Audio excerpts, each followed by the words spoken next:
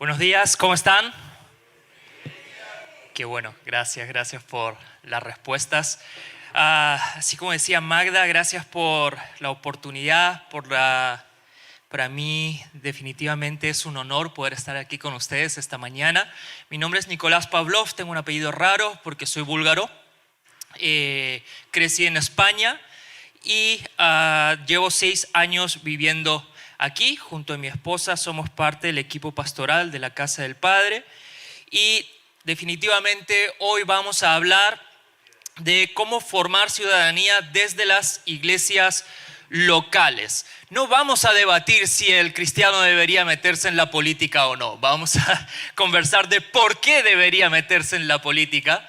Así que yo sé que muchos de ustedes, si están aquí, definitivamente es porque tienen un interés o porque ya están desempeñando alguna labor, alguna función en la vida pública, tienen un interés y justamente quiero que podamos profundizar en esto, en este interés y cómo debería abordarlo la iglesia, cómo debería posicionarse la iglesia. Como digo, yo sé de que quizás habrá gente que piense otra cosa, pero yo les voy a comentar lo que nosotros creemos y cómo podemos ayudar desde la iglesia local a todos aquellos jóvenes o personas que quieran dedicarse a la vida pública. Empecemos definiendo algunos conceptos. Yo no soy politólogo, me gusta la política, pero no soy politólogo.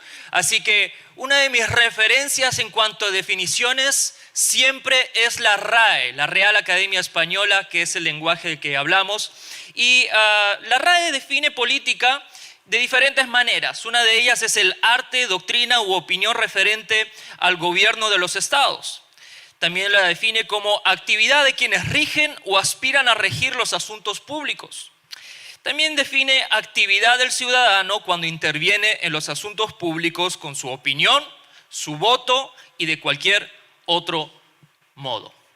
En definitiva, aquí estoy convencido de que todos hemos hecho en algún momento un comentario respecto a las autoridades de turno, ¿cierto?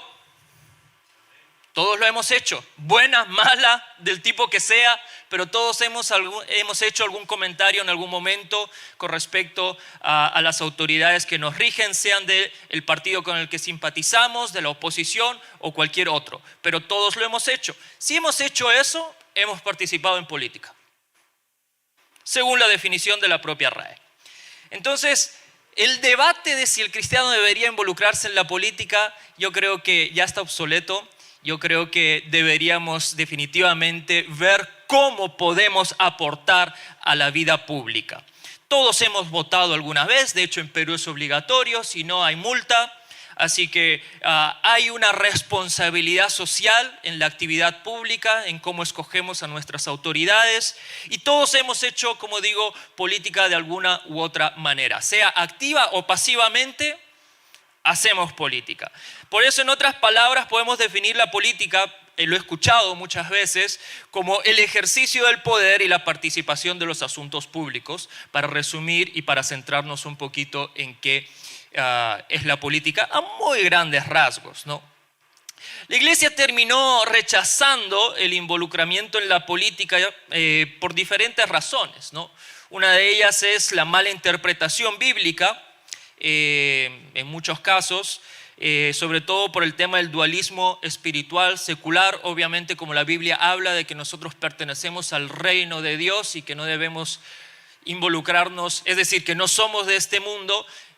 Muchos optaron por entender de que ningún asunto terrenal nos compete y por ende no deberíamos intervenir en asuntos públicos. También por heridas históricas. Obviamente ha habido abuso de poder por parte de las entidades religiosas a lo largo de la historia, lo hemos visto.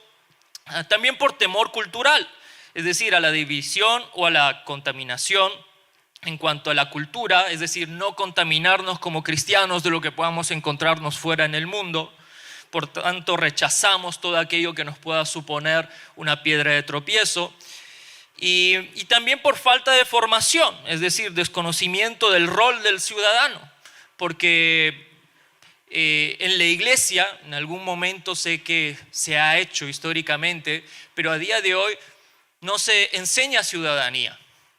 Se enseña en los colegios, se enseña en los institutos, universidades quizás, pero obviamente ahí entra el peligro de que te lo enseñen sesgadamente. Sin embargo, nosotros como cristianos, jóvenes cristianos que estamos en esta cumbre, definitivamente hay una verdad que nos rige y es la palabra de Dios. Otro de los motivos por los cuales la iglesia ha rechazado el involucramiento en la política es la pérdida de misión. Es decir, solamente nos hemos enfocado en la parte espiritual de la palabra de Dios, pero hemos descuidado cómo aplicar esa parte espiritual en las diferentes áreas de la vida. Tristemente hemos terminado encerrando nuestra espiritualidad dentro de nuestros templos, dentro de las cuatro paredes, cuando sin embargo vamos a profundizar más adelante. Justamente la propuesta del reino de Dios es que podamos mostrar lo que sucede aquí al mundo, que esto sea el lugar de entrenamiento, de capacitación, de formación para todo lo que vamos a hacer fuera para la gloria de nuestro Señor.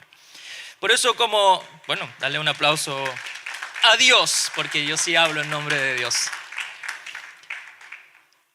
Definitivamente como cristianos vivimos en una dicotomía constante, es real. Vivimos siendo ciudadanos de un reino espiritual, pero a la vez ciudadanos de una nación terrenal de la cual estoy convencido todos tenemos nuestro DNI, todos tenemos un pasaporte, podemos tener hasta doble ciudadanía en algunos casos, triple quizás, no lo sé, pero definitivamente vivimos entre esa realidad espiritual y entre esta realidad física.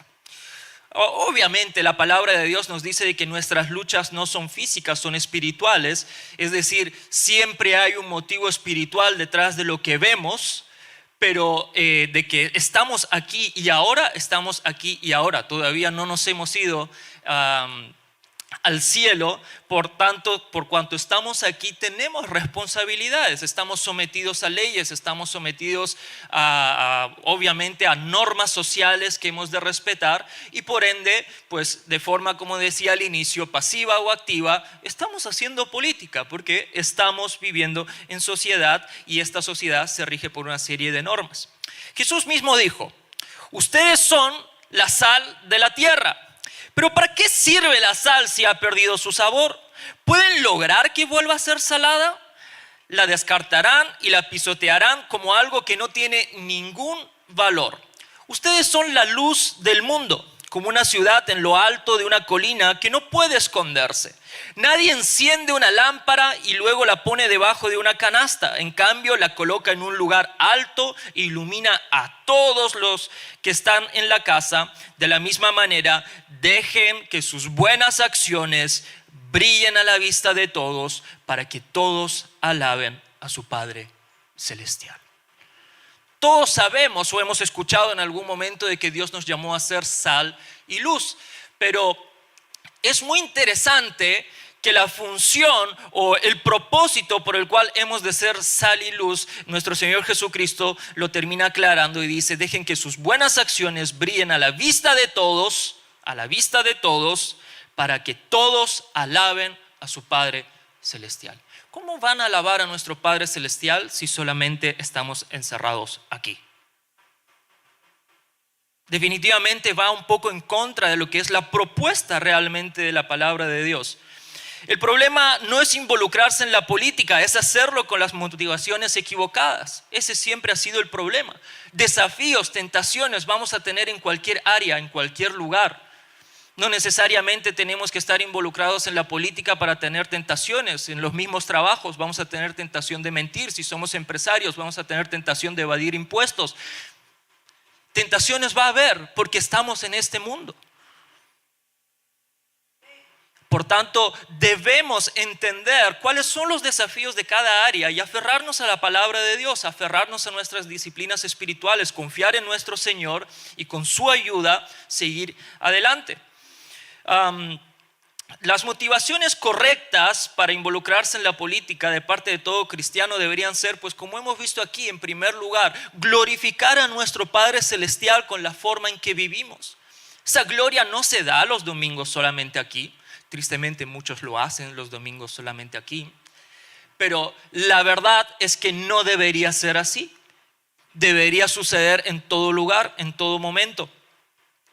Porque lo que implica glorificar a Dios, justamente si analizamos el texto bien, vemos, como decíamos, de que el ser sal y luz tiene un propósito, y es el de que todos vean las buenas acciones que somos capaces de hacer por medio de la palabra de Dios, por medio de la ayuda de Cristo, y darle gloria a Él para que otros más lo conozcan. Ahora, quizás hemos escuchado muchas veces respecto a esto, pero ¿por qué somos sal y luz? Pues definitivamente Jesús no escogió estas palabras en vano, fue muy intencional.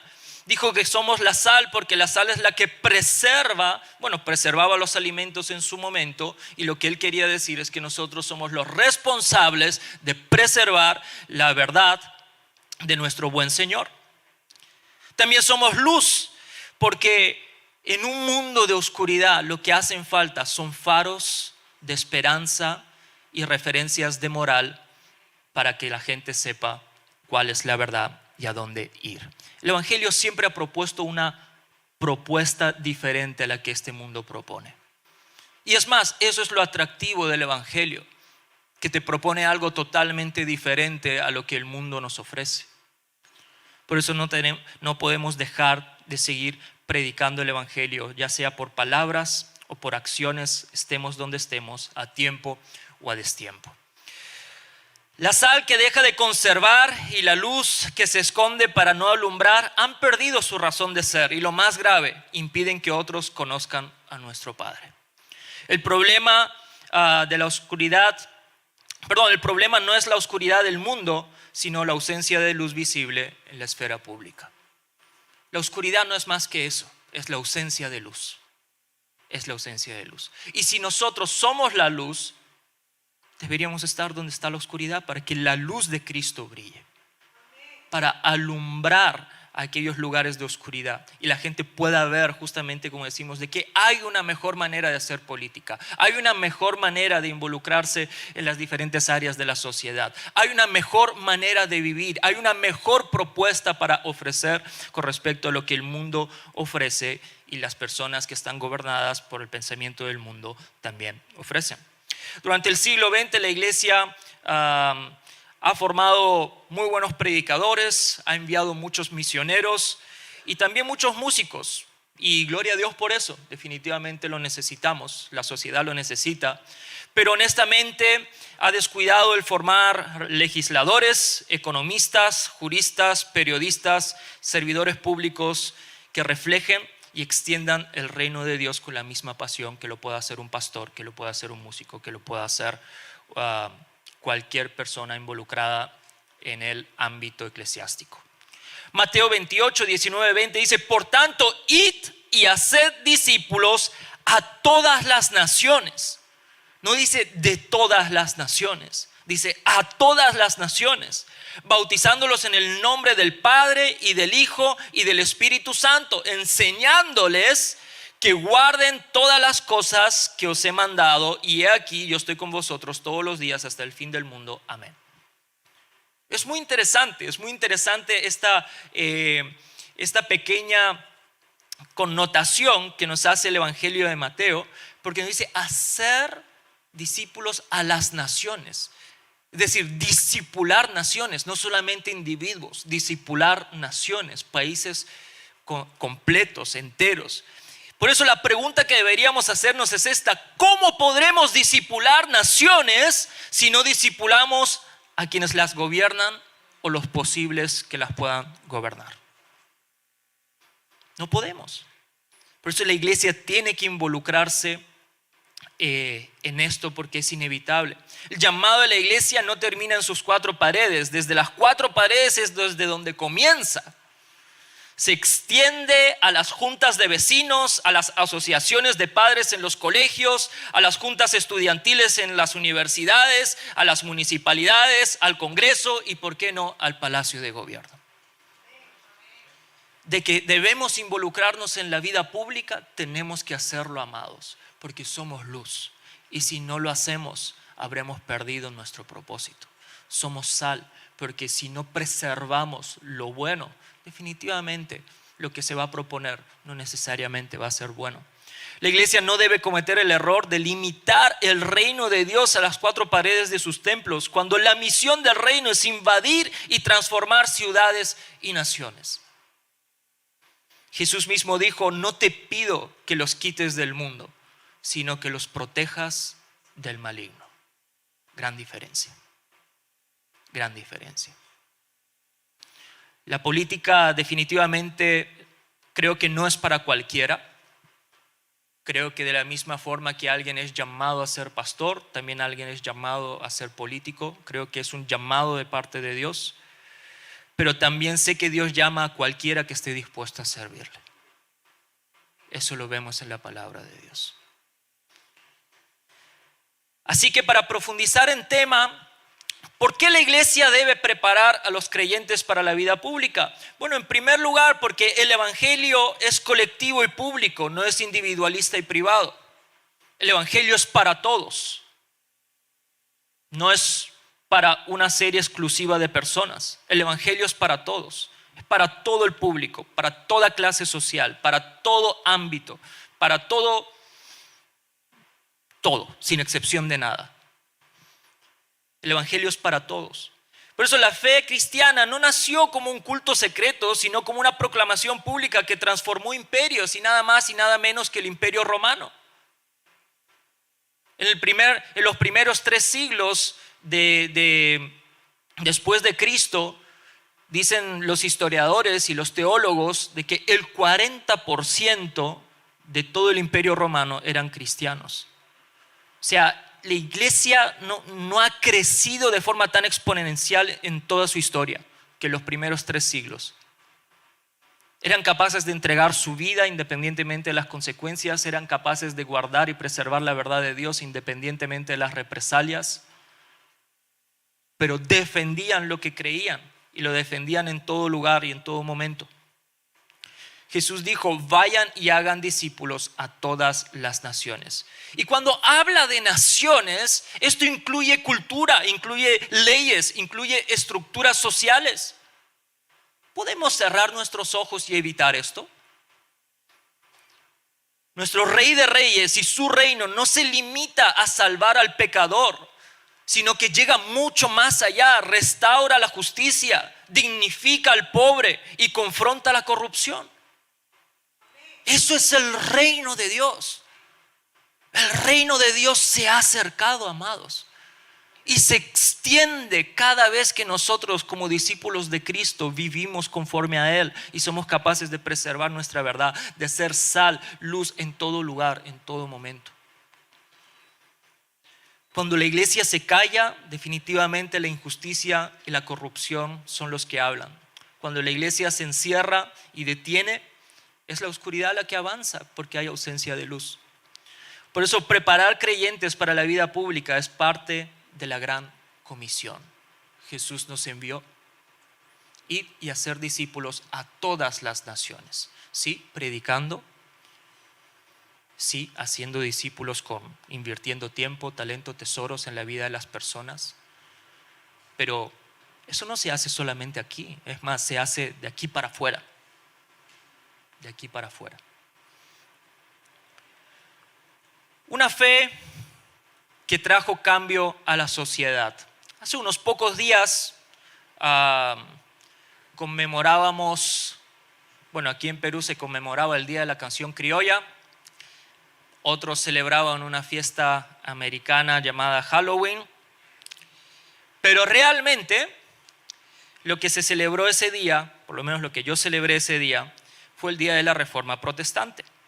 En 1517, Martín Lutero no solo inició un movimiento teológico, que él no buscó hacerlo, la verdad, pero inició una revolución cultural y ciudadana. La Reforma enseñó 3 ideas fundamentales de las cuales gozamos a día de hoy, las cuales han supuesto el desarrollo de Occidente y de las cuales nosotros también disfrutamos hoy. Podemos profundizar mucho en este tema, pero quiero traer a colación 3 ideas que trajo la Reforma Protestante y que han supuesto un gran cambio con respecto a cómo nos relacionamos con la teología, cómo nos relacionamos sobre todo desde la teología en la vida pública, porque eso es lo que venimos a tratar hoy. La primera idea es el sacerdocio de todos los creyentes. Esto es lo que propuso la Reforma Protestante. Es decir, a la luz de la palabra, todos somos real sacerdocio, dice la palabra de Dios. Por ende, cada cristiano vive coram Deo, decían los reformadores. Es decir, vivimos de cara a Dios. Vivimos en la presencia de Dios, en todo tiempo, en todo lugar. Por cuanto estamos expuestos a la presencia de Dios, significa de que todo lo que hacemos es santo. Porque la presencia de Dios no se concentra solamente aquí dentro de las cuatro paredes de nuestros templos. Ahora nosotros somos el templo, el lugar donde el Espíritu Santo habita, el lugar donde su presencia está. Por tanto, si Dios está aquí, la presencia de Dios va a todo lugar donde nosotros estemos. En nuestra intimidad, en nuestros hogares, en nuestras casas, en nuestros trabajos, en nuestros círculos de amigos, en todo lugar. La presencia de Dios está y vivimos de cara a Dios. Por eso debemos ver la política como un campo misionero. Un lugar al que debemos llegar. Porque ahora no solamente es santo lo que hace el pastor, lo que hace el sacerdote, lo que hace el monje. Todo lo que hacemos en todo momento y en todo lugar es tan santo delante de Dios como puede ser esto. Porque vivimos de cara a Dios. Ese fue el primer valor que trajo un pensamiento diferente con respecto a cómo debemos relacionarnos con lo que vivimos, con nuestra sociedad, con lo que hacemos. El segundo pensamiento es el valor del trabajo como vocación. Lutero decía, no hay verdadera diferencia entre el estado secular y el eclesiástico. Todos son verdaderamente consagrados sacerdotes mediante el bautismo. El trabajo de un campesino o de una sirvienta es tan precioso a los ojos de Dios como el del sacerdote o del monje, porque todos sirven en la vocación que Él les ha dado. En otras palabras, el servicio público es también adoración cuando lo hacemos por amor a nuestro Señor. Tercera idea que trajo la Reforma Protestante es la educación y la conciencia cívica. Los reformadores entendieron que el cristiano instruido en la palabra es también un mejor ciudadano. Por eso muchas veces he escuchado de que en los colegios pues definitivamente se tiene que enseñar la Biblia, ¿no? Pero bueno, otro tema para otro día, debate. Pero por eso fundaron escuelas. Dentro de una etapa oscura donde había mucho analfabetismo, donde las personas no tenían acceso a la palabra de Dios, donde dependían de intermediarios que les podían enseñar lo que considerasen, aún en sus mejores intenciones, pero tenían el dominio de lo que se enseñaba y eso era un problema. Sin embargo, los reformadores con esta idea trajeron el libre pensamiento porque construyeron colegios, universidades, y enseñaron que el conocimiento de la verdad, proveyeron el acceso a la verdad, porque el conocimiento de la verdad es lo que nos hace libres. Libres no solamente del pecado, sino también de la ignorancia y de la tiranía. Hoy, quizás más que nunca, la iglesia local debe despertar y enseñar a los creyentes que vivan en base a su doble ciudadanía, como decíamos al inicio. Como ciudadanos del reino de los cielos, tenemos que escudriñar las escrituras, tenemos que orar, ayunar. Pero como ciudadanos de nuestra nación, tenemos que votar, legislar y gobernar con sabiduría y principios del reino. No podemos cerrar los ojos a esta realidad. Como digo, sí, es una dicotomía, pero es hermosa porque establecemos el reino de Dios en la tierra. Y lo establecemos en todo lugar donde vamos, en todo lugar donde estamos, en todo lugar donde Dios nos llama a involucrarnos. Siempre y cuando nuestros ojos estén puestos en Él. Ahora, ¿cómo preparar a creyentes para la vida pública desde la iglesia local? Bueno, en primer lugar, discipulando integralmente. Desde la iglesia local debemos enseñar doctrina bíblica, 100%, pero también yo considero que deberíamos comenzar a enseñar ética cristiana, historia y pensamiento crítico. Es más, el pensamiento crítico no termina de desarrollarse hasta los 25 años. A los 25 años recién termina de desarrollarse el pensamiento crítico que se desarrolla en la parte frontal de nuestro cerebro. Y hoy en día se pretende que niños de 8 años decidan si son hombres, mujeres, perros o lo que sea. Cuando recién a los 25 terminamos de formarnos biológicamente para poder desarrollar el pensamiento crítico. La iglesia local debe ser una escuela de formación espiritual, pero también cívica, donde los jóvenes aprendan a pensar bíblicamente sobre la justicia, la economía y el poder, debatir con respeto, pero con convicción, defender la verdad en ambientes hostiles. Una iglesia que solo enseña cómo vencer tentaciones, pero no cómo transformar estructuras, termina formando creyentes piadosos, pero limitados. Porque como digo, la propuesta nunca fue quedarnos aquí. Sí, obviamente lo más importante es nuestro corazón, 100%. No es algo que debamos descuidar. A Dios lo que más le interesa por encima de todas las cosas es nuestro corazón. Pero una vez este corazón ha sido transformado, tiene que dar por gracia lo que por gracia ha recibido. Segundo lugar, ¿cómo preparar a creyentes para la vida pública? Pues identificando y afirmando los llamados de cada persona. Como decíamos, estar involucrado en la vida pública es un llamado. Así como la iglesia reconoce a quienes tienen llamado pastoral o misionero, también debe reconocer a quienes tienen llamado a la vida pública. Nuestra tarea como pastores, mentores y hermanos también es equipar a los santos para la obra del ministerio. Bueno, también no, es definitivamente nuestra función. Pero sea que ésta se desarrolle aquí dentro o sea que ésta se desarrolle ahí fuera. Pero de que tenemos la responsabilidad, la tenemos. Tenemos que discipularlos, orar por ellos, mentorearlos y enviarlos con la misma seriedad con la que enviamos a pastores y misioneros a diferentes lugares. El tercer punto es acompañándolos espiritualmente. Los creyentes involucrados en la vida pública definitivamente no deben caminar solos. Ningún creyente debería, mucho menos alguien que está en un lugar difícil. Necesitan una iglesia que los cubra, pastores que los escuchen y una comunidad que ore por ellos y los sostenga en medio de la presión que puedan experimentar. La iglesia local debe enseñar a rendir cuentas, a mantener su comunión con Dios y a recordarles que la integridad vale más que el poder. Eso lo hace la iglesia local. Eso lo hacen los líderes espirituales. Cuarto punto, generar cultura de pensamiento y acción. Creo que en las iglesias locales se deberían crear escuelas de liderazgo público cristiano, grupos de lectura bíblica y política y foros de diálogo entre fe y ciudadanía.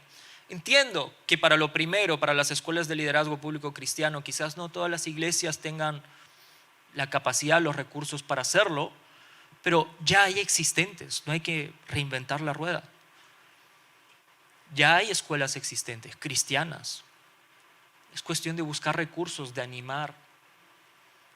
Que de la misma forma que uno ha identificado el llamado pastoral en la vida de una persona, lo anima a formarse en un seminario bíblico para la función que va a desempeñar, también debería, habiendo visto el llamado a la vida pública de un cristiano, enviarlo a un lugar, a una escuela donde se prepare para justamente la vida pública.